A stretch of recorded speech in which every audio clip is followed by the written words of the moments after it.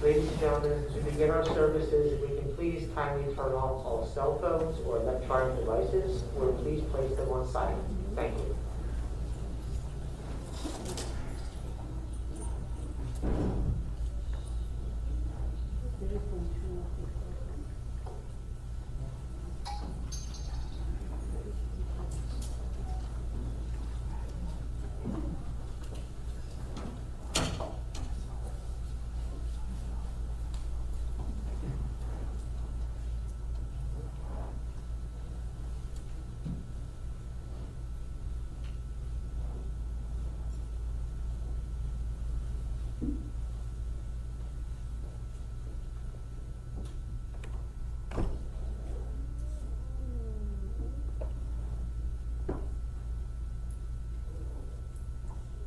Bruchim habayim, and welcome everyone.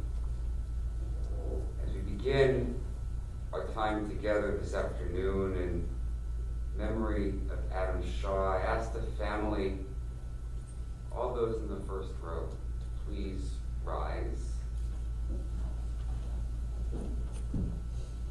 As we perform a symbolic act, tearing of Kriya, we're wearing black ribbons that in a moment we're going to tear as an outward manifestation, a display, an outward display of the tear that we feel on the inside. We say a bracha, a blessing that ends with the words Dayan Ha'emet, meaning the true judge, acknowledging that today we exist in a reality that we haven't chosen. We understand to be real. To set our minds on honoring Adam's life this afternoon the best way that we can. Please repeat after me. Baruch Atah Adonai Eloheinu Melech Ha'olam Dayan Ha'emet. Praised are you, Adonai, our God, ruler of the universe, who is the true judge. We say Adonai Natan, Adonai Lakach, and Hishem Adonai Mevorach. The Lord gives, the Lord takes away. Praise be God's name forever. So to tear the ribbon, pull from either side on the bottom and pull up. Don't go all the way up, just a little bit. If you want to give that a hand.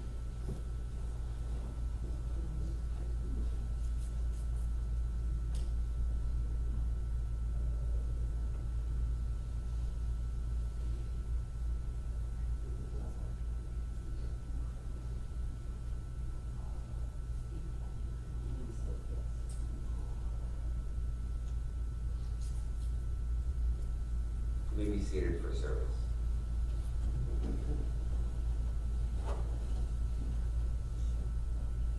Once again, family and friends, welcome. Today, we honor a man whose life ended too early. We celebrate his best attributes and form a community around his family, his parents, his son, his brother, and all those who loved Adam in life. And from what I gathered from the family, he was well loved. He had a way, they told me, of making friends, making connections with those around him. And perhaps it was his kindness or his funny, dark sense of humor.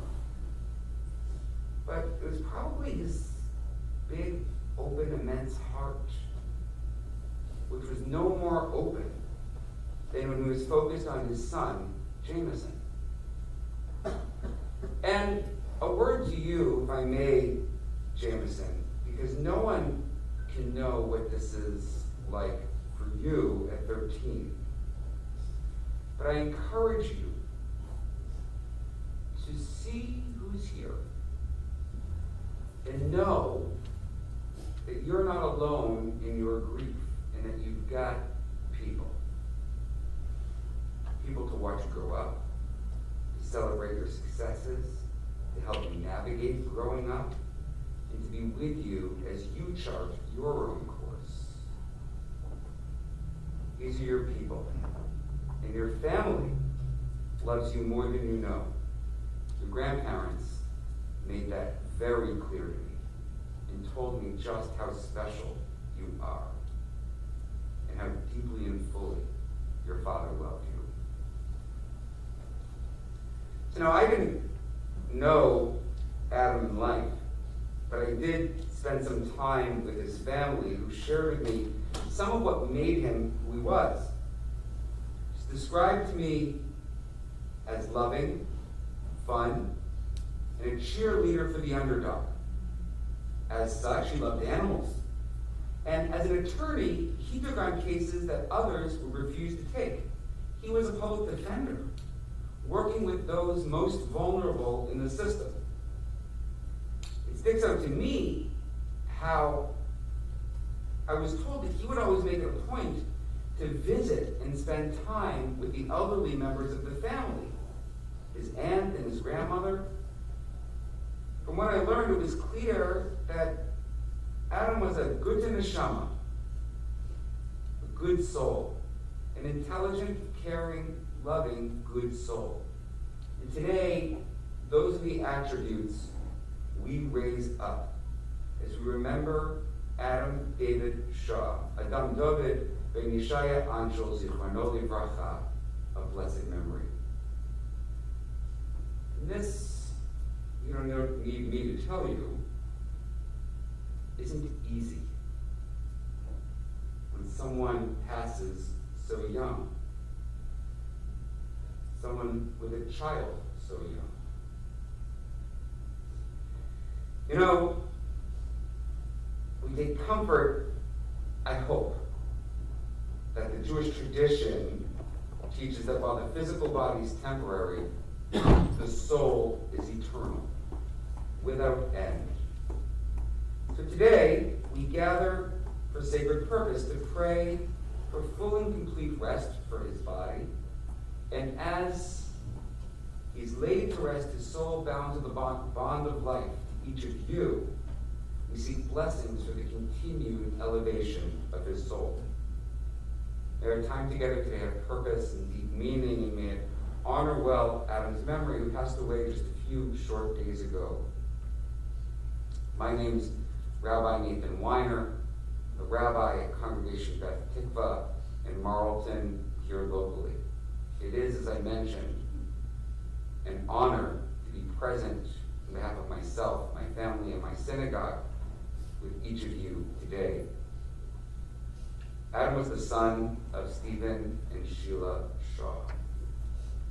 We know how deeply you loved your son, and know that love does not stop today. And like I said to Jameson, you too have people right here. Of course, he survived by his son.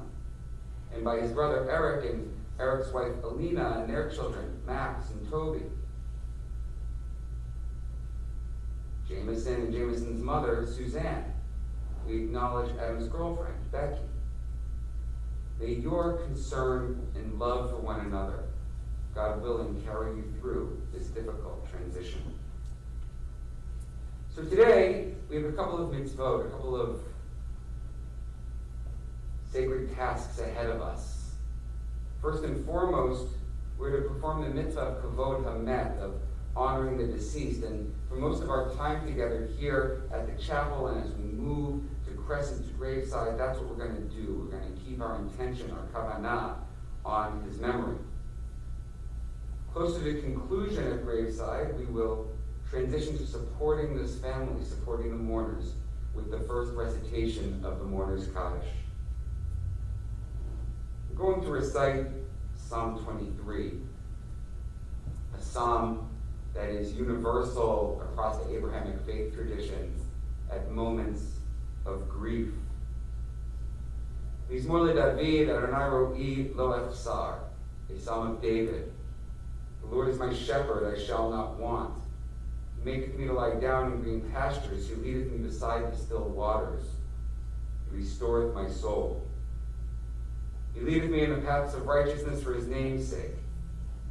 Yea, though I walk through the valley of the shadow of death, I will fear no evil. For thou art with me, thy rod and thy staff, they comfort me.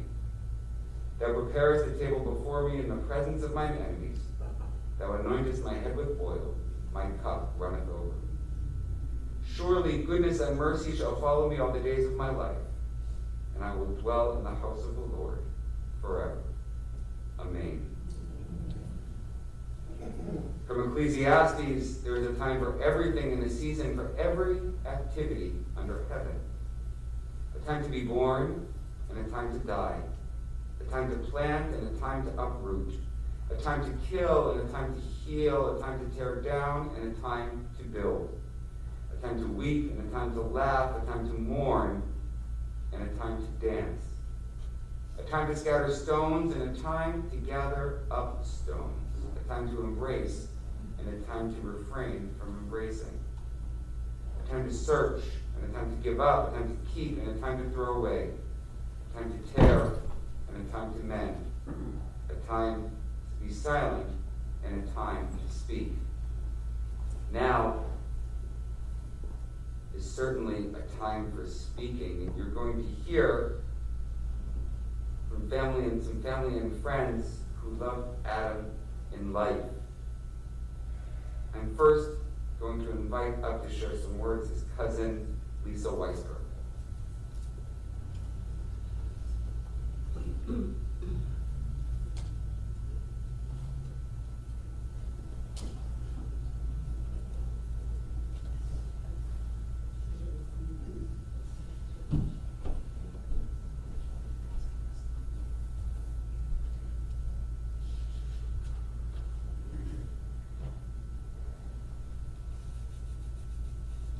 When I heard about Adam's passing, I didn't know what to do with myself. Just trying to stay distracted, I went through old text messages on my phone, and I found one that Adam sent me a while back. It was an article about a treatment for Crohn's disease, and he sent it because he knew my son and husband both suffered from it. Adam, although he may have tried to hide it behind a tough exterior, had a huge heart and was protective of his family. I didn't always see it like that, though. Growing up, we would spend many holidays and visits with Sheila, Steve, Adam, and Eric. My brother and Adam would go off and read comics, and Eric and I would play with magic tricks. Eventually, Adam and Jeff would get bored and find a new activity, which was torturing Eric and me. We were tickled, we were sat on, we were locked in closets until they got yelled at and we were set free. So I would say that when I was young, I wavered between respect and fear of my older cousin. I remember the day that changed. Adam was at University of Delaware and met someone from my high school. The kid told Adam he thought I was a snob, and Adam told me he almost beat the kid up for saying it. And I thought, wow, that's pretty cool. That same year, my sorority at University of Maryland did a road trip to the University of Delaware. While everyone went to a fraternity party, I tracked down Adam. We hung out the whole night sharing family stories. In the years that followed, I was able to witness just how much he valued family and how protective he was of those he cared about. He adored our grandmother and would do anything for her. When she had trouble standing up after using the ladies' room at a family reunion, Adam announced, "I'm going in," and in he went. He never hesitated when it came to helping her or our great aunt. However, nothing, absolutely nothing, could compare to his love for Jameson. My big tough cousin melted when he spoke proudly about his son. And I think the most cherished memories I'll have of Adam are him and I watching our sons play together at our grandmother's feet. Seeing them laughing and drawing pictures of dinosaurs while we looked on. I never would have imagined it when he had me locked in the closet. But I'm so grateful that's where we ended up. Not just parents to some great boys, but friends.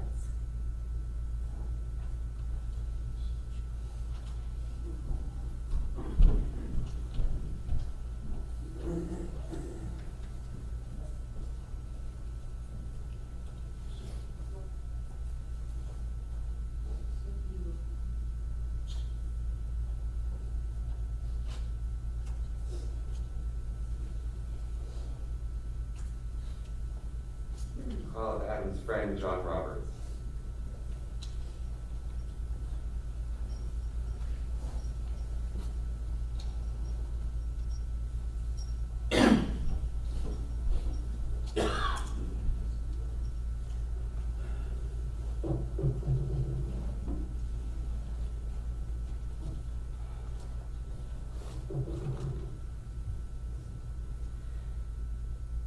Adam was a true free spirit, and I am one of among few that are here today or watching online who had the awesome privilege of growing up together since kindergarten.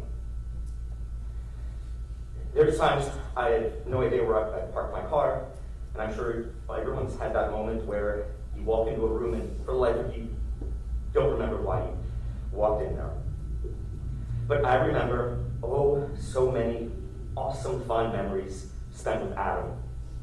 From kindergarten, when Adam, John Falco, and I thought it'd be funny to make cardboard box capsule in Miss Parkinson's class, and then lured Dana Matheson into it, saying it was cool or whatever the lingo day was.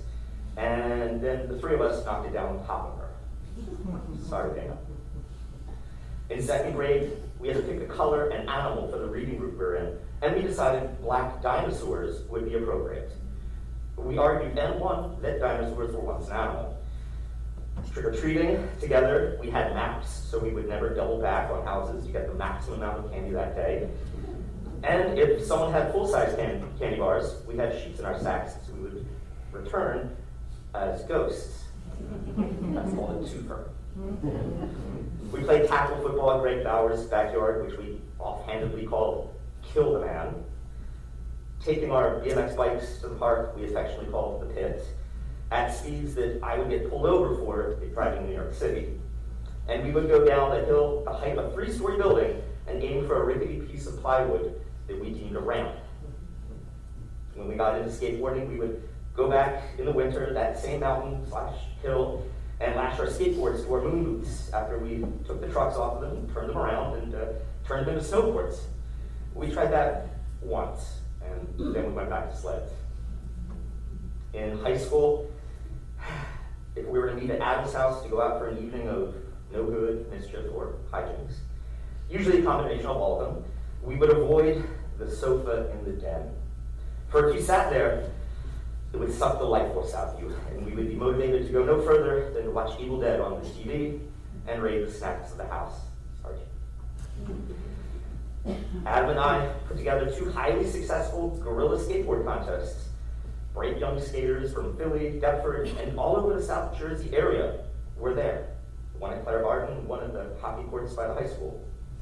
Never once did we think to ask for a permit. We just did it. In high school, we had a lounge act called Luscious Johnny Blue and the Velvetones with perpetual special guest, Adam Savage and the Velvet Dancers. It was so well received that a friend of ours who was in a hardcore/punk band asked us to open for his show. It was not a dull moment. It was an incredible time, and I believe we created the lounge mosh pit. Going down to the shore and crashing at whoever rented a house for the summer, didn't matter. And in our infinite genius, one time, we were up at sunrise, and there were clams coming out of the sand right by the shoreline.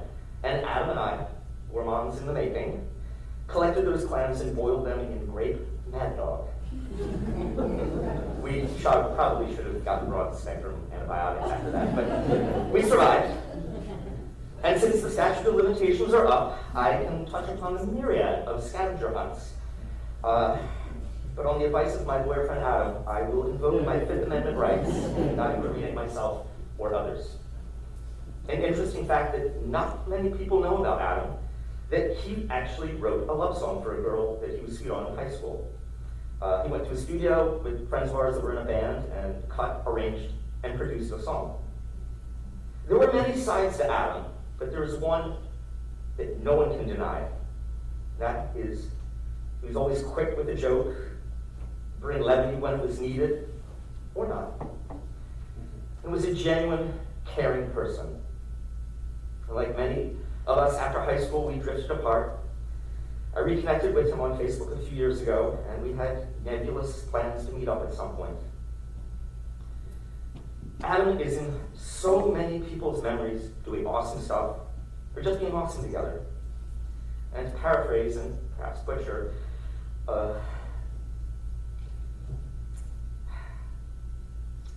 butcher a quote, death happens. It is inevitable to all of us.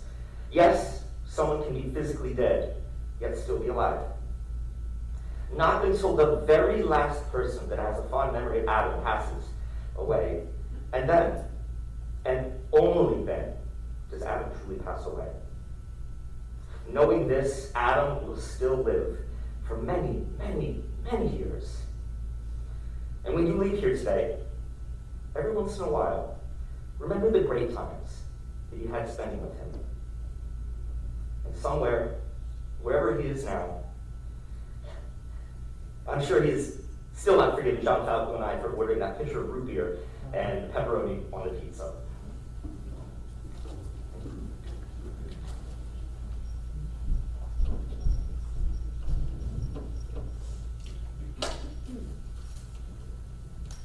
Dan Schreiber to share some thoughts.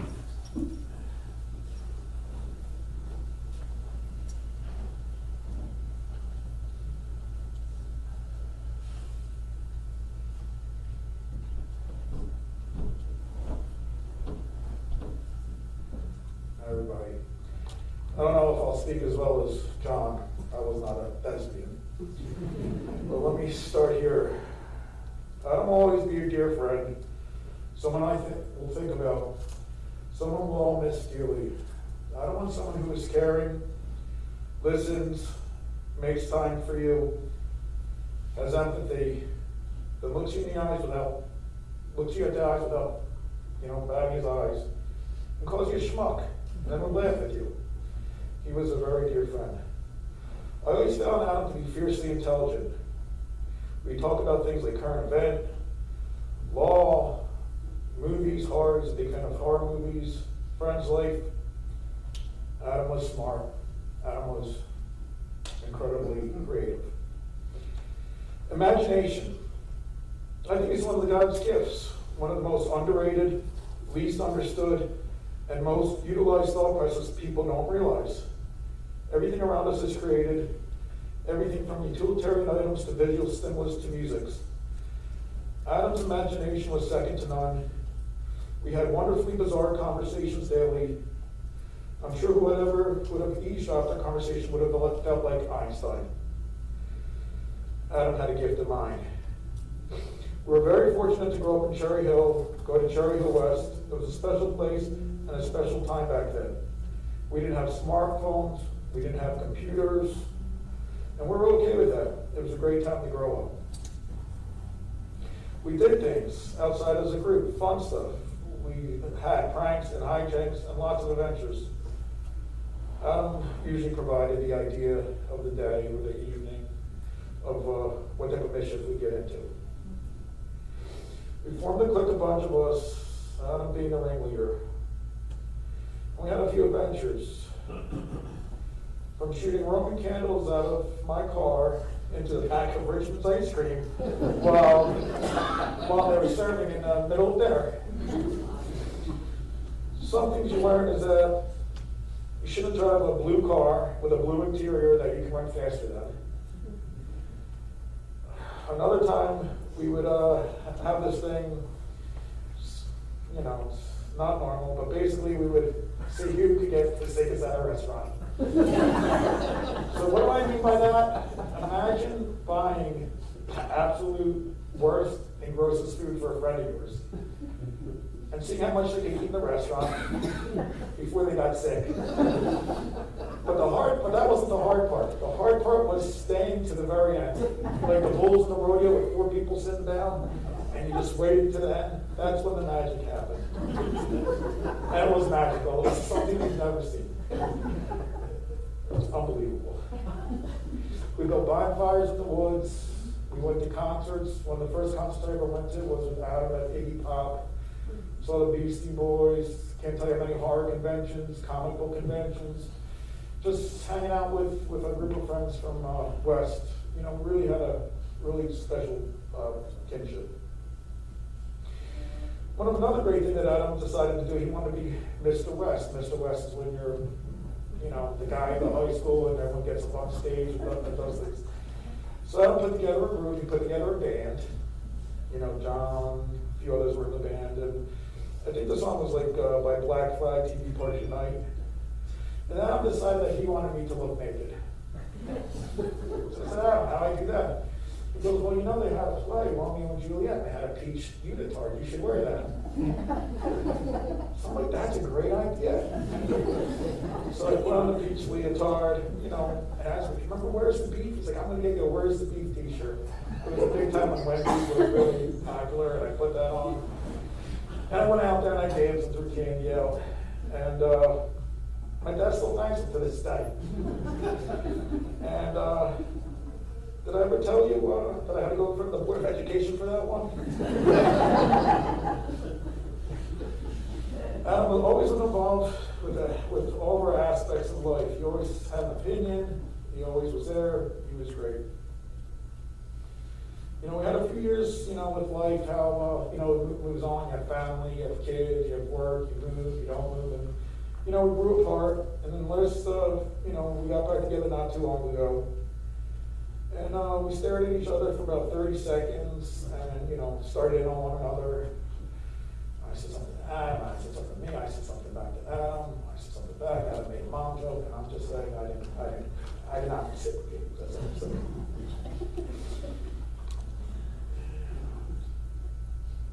And what was special when we started talking again is that Adam, we started talking a lot about family and what matters and how life matters and how people matters and how time is precious.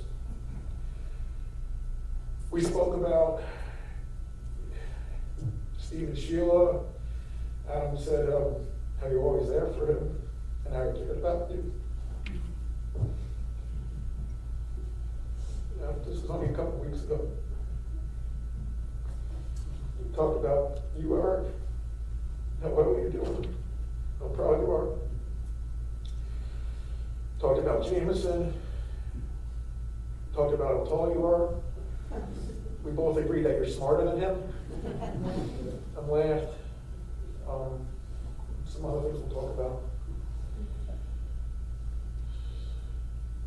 We spoke about the time that you had a family vacation and Adam gave us the keys to your house. I don't know if you're aware of that, but if you came back, your bar mitzvah pictures were rearranged. Some food was probably eaten out of your refrigerator. Someone glued a pen to your ceiling. It wasn't me. But those are the good times we had. We had a lot of time. We spent a lot of time at your house, and we all appreciate the time that you gave us and all the memories. We also spoke about our ex-wives. Everything was your fault, just kidding. And laughed and, you know, talked about, you know, a lot of good times as I was fortunate enough to meet Becky and share some stories with her as well. One of our last adventures, only about a month ago, we started speaking about possibly, Adam was a great mind. He was a great writer, very creative. He could really capture detail, and he could put it down on paper. And he had an idea of, doing a comic, an adult comic, where the city was alive, the city would, almost be the narrator. And it was about, and it had some superheroes, but not the kinds that could leap a tall building in a single bound, more like a guy could jump 5 feet, this guy could jump 8 feet. A guy who knew how to, a superhero could use his phone more than looking at news and maybe adult material, things that just made him a little bit better than the average man, I suppose. They weren't special, they were just a little bit better.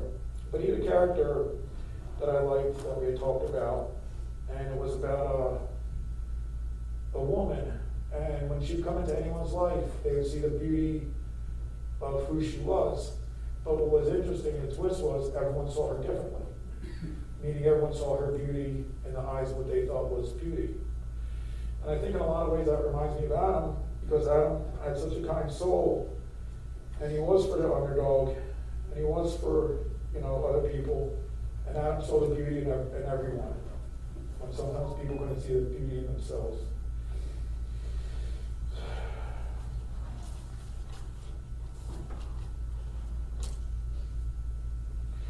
So I just want to say that we'll miss you, Adam. We'll love you, Adam. You made our lives special, each and every one of us. And I won't miss you. So take care. I'll see you soon.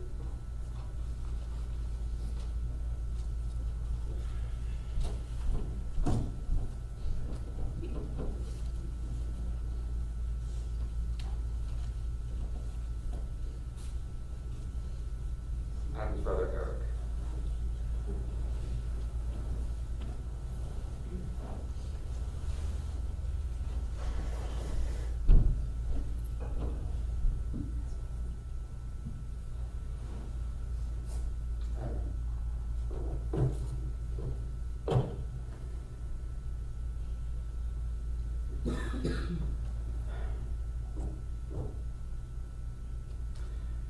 When Adam and I were little, we had a rule. No punching each other in the face. I don't think it was ever spoken aloud, but we just knew that as brothers we could wrestle, kick, and torture each other in ways that would have made the Spanish Inquisition proud. But to be honest, that was more Adam's thing. He had a way with knots. But the face was strictly off limits. Because ultimately, no matter how we argued or annoyed each other, purposefully or otherwise, we still loved each other. We knew this intuitively. We were brothers. Being 3 years his junior, I was born into a world that Adam had already laid claim to. In my early childhood, I remember feeling like I was just trying to find my place on a planet of his making. He was so wise, so all-knowing, and I idolized him. All who knew him could tell that Adam was incredibly smart, which he always was. But as a child, he was on another level, memorizing facts, figures, and soaking up information like an encyclopedic sponge. And nothing thrilled him more than to share what he'd learned with anyone who would listen. And as his little brother, I was his willing pupil. I have so many memories of him teaching me about the biggest dinosaurs, or the best comic book superpowers, or the scariest monsters from Dungeons and Dragons. But I very distinctly remember looking at baseball cards together, with Adam just rattling off from memory stats and facts about each player, and excitedly telling me how much money the cards could be worth someday. I mean, he was a born collector. Not just of things, I mean, he loved collectibles, but of knowledge. And sharing what he had learned, what he knew, was one of his great joys in life. If he found something that he thought was cool, he needed you to know about it too. And he did find things that were cool, almost impossibly so. In a pre-digital age, he was somehow able to discover the greatest books, the craziest indie films, and the most incredible music way before anyone else our age. To this day, I still don't know how he found out about the things he got into. And he was a consummate tastemaker. Even as a child, just introducing people to art, culture that they might not have ever otherwise discovered, which ultimately could change their lives. As just one example, I can remember him emphatically preaching to a bus full of kids on the way back from summer camp about the significance of the band Rush, when he must have been no older than 9 or 10 years old. And what 10-year-old turns people on to prog rock? He influenced so many of his peers as that kid who got into the cool stuff way before anyone else. And his early passion for music discovery in particular left a huge impact on his little brother. For those who may not know, I'm in the music business, where a large part of my job is basically to recommend music to people. I can wholeheartedly say that I would never have been able to follow this path if I hadn't been blessed with the privilege of a quintessentially cool older brother, willing to open my eyes and my ears and turn me on to music that really mattered. My passion for music all started with that, and I will forever be grateful to him for showing me the way. You know, I also think Adam knew how to identify what was culturally relevant or had merit, because not only was he brilliant and insightful, but he was just so damned cool himself. As a young man, he had a swagger that was undeniable. You know, this quick and biting sense of humor that was hysterically funny, even when it was objectionably wrong, which it often was. He possessed the sharp wit and cavalier attitude of a natural-born hustler, true merry prankster. And his hijinks became the stuff of playground legend. One of the tales that has been handed down that my sons love to recount is when Adam and friends somehow managed to keep the key to the sign in front of the high school. And they rearranged the letters on the announcement board to read, "I like penis." It was the only thing they could think of with the available letters, but it was pure sophomore genius. I remember it really shining the most, though, when he got to put on that proverbial top hat and take on the role of the MC, the master of ceremonies. Whether it was for a high school talent show, or a street festival in college, or even just with friends in a concert parking lot, Adam loved playing host to the carnival, to take the baton and lead the bacchanal. I think it's just another way for him to share his love and enthusiasm for what he found to be entertaining, exhilarating. He was having fun, and you'd be damned if you didn't have fun along with him. Of course, we all get older. Life gets more complicated. Things were not always easy for Adam. Chaos just seemed to follow him. Sometimes he seemed to dive headlong into it. For all the bumps and stumbles and the accidents and incidents along the way, he had an extraordinarily generous heart. He always sympathized with the underdogs, the outcasts, the strays, and the left behind. Whatever his own struggles, he was always ready to advocate for those in need. He did so as a lawyer, working as a public defender and defense attorney, but also as a heartfelt progressive, just speaking out against injustice to whomever would listen. And again, it was always his way. He just had a deep need to share what mattered to him. And whether he was talking politics, or hosting parties, or discussing pop culture, it all came down to the fact that he just cared so deeply. And he wanted you to care too. A couple of days ago, I woke up earlier than usual. I had miraculously slept through the night and was still half dreaming when it flashed into my mind the bright neon sun. Adam was gone. It had been the first time since his passing that it hadn't been fully front of mind, so when the reality of it came back hard. I could feel myself spinning.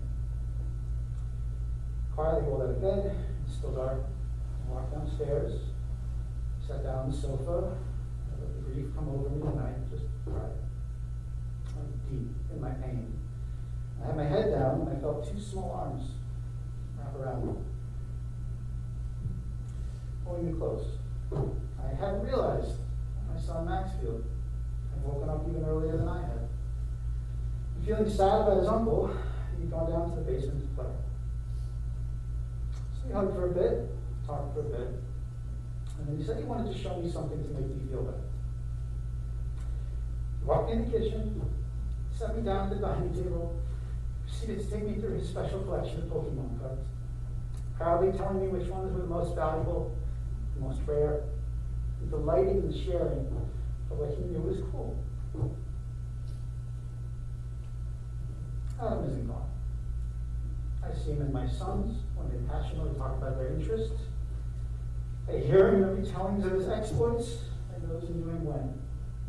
And most of all, I feel his presence in his son Jameson. Jameson was the center of his world.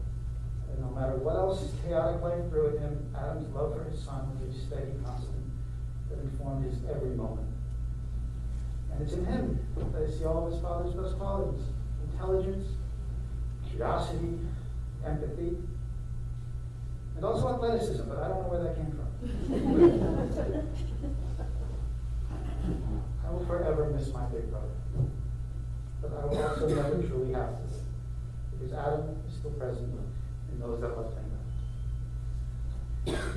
This I just know, because when people love each other, they just intuitively know things, like don't punch each other in the face, but also that those we love live on in those who love them.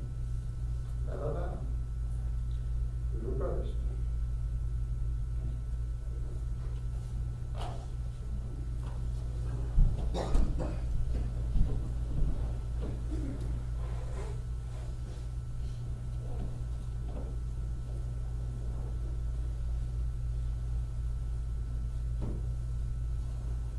With these thoughts and memories in mind, that we move to Il Malei Rachamim, which is the central prayer of a Jewish memorial service, asking that Adam's soul be granted true rest on the wings of God's divine presence. I'll read it first in English and then chant it in Hebrew. If you're physically able, I invite you to please rise.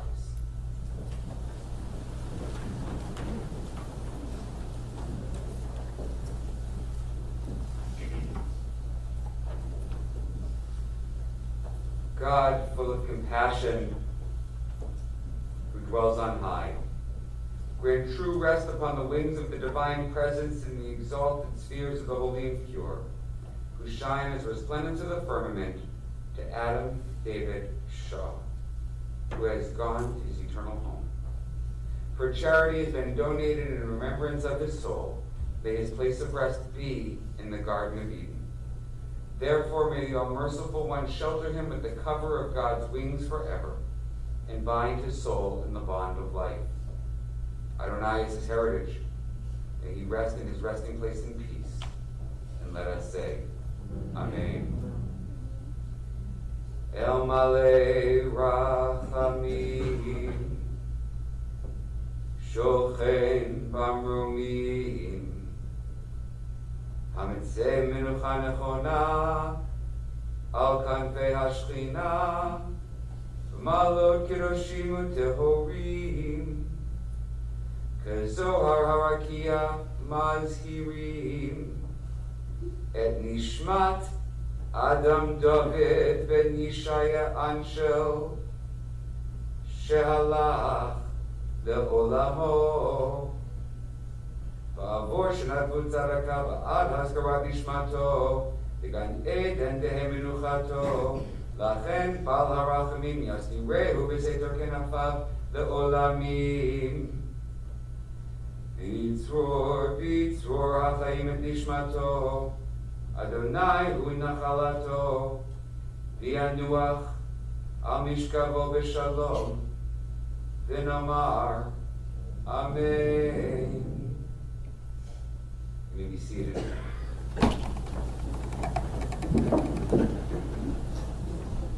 Our time together here at the chapel is drawing to a close.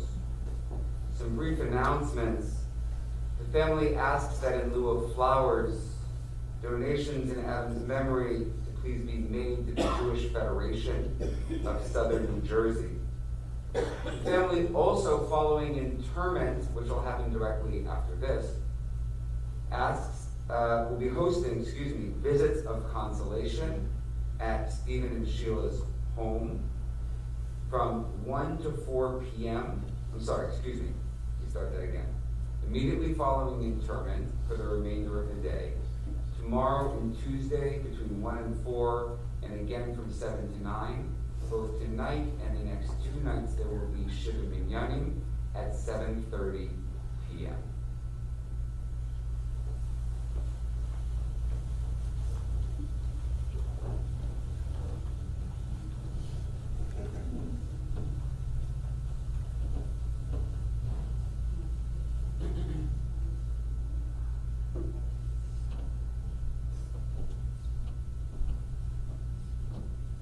Platt just reminded me, only fully vaccinated people may visit the home.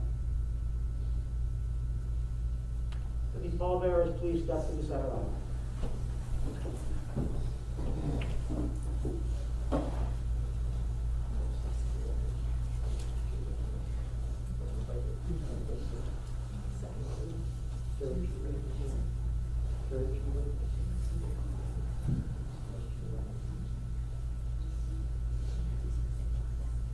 And I'll ask if we can rise once more, please.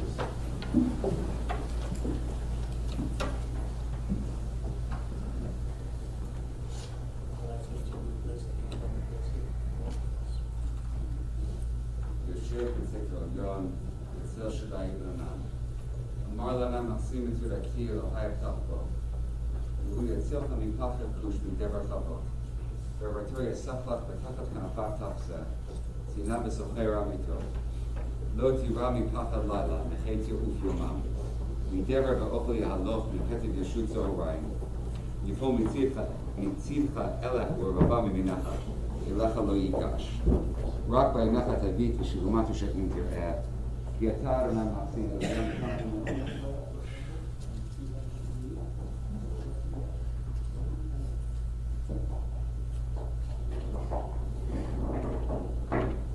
Be seated, please. So I have to kindly remain seated for just for a moment. Ladies and gentlemen, upon exiting the chapel, please feel free to stay and talk in the lobby, but please step to the right-hand side of the lobby, leaving the walkway clear in the doorway, so people who need to get out to their cars to go to the cemetery are not blocked. Folks in this row, so go to the first, please.